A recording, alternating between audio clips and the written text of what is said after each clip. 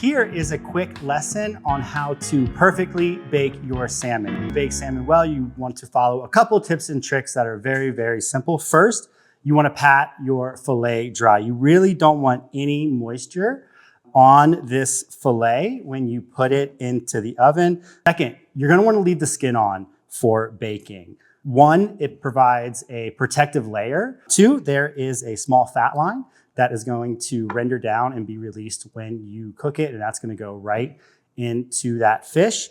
And you know, if you're kind of thinking about baking salmon, we're going to put this fillet right skin side down on this pan. This pan is going to get very hot. It's going to get hotter than the rest of the salmon faster. So keeping that skin on, like I said, keeps a barrier so your fish doesn't cook unevenly. And with that said, let's throw some fish in the oven. So first, I like to throw just a little bit of oil down on the pan, rub it around a little bit. I just don't want this portion to stick, which it absolutely will if I don't do that. And this is where you will add any sort of spices or sauces that you would like to add to your portion. I'm just gonna keep it simple with a little bit of salt and a little bit of pepper.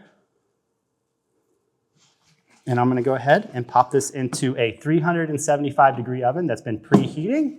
And we are gonna let this go anywhere between 8 to 10 minutes. All right, it's time to check our salmon. I'm gonna go ahead and pull out this portion.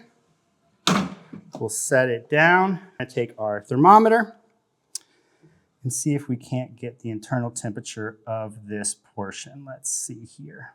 All right, here we go. We're at 128 degrees. So that is really close to a perfect medium. Once again, this is gonna carry over as it rests over the next couple minutes. So you can expect this temperature of this fillet to rise by about 5 degrees. Now, if you don't have a digital thermometer, that's no problem. There are a couple visual cues that you can follow in order to know your salmon is done.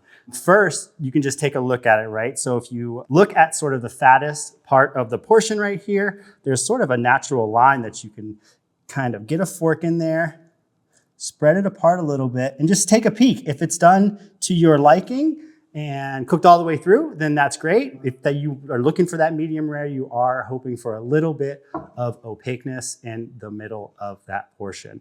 All right, and there you go, a perfectly baked piece of Wild Alaskan salmon.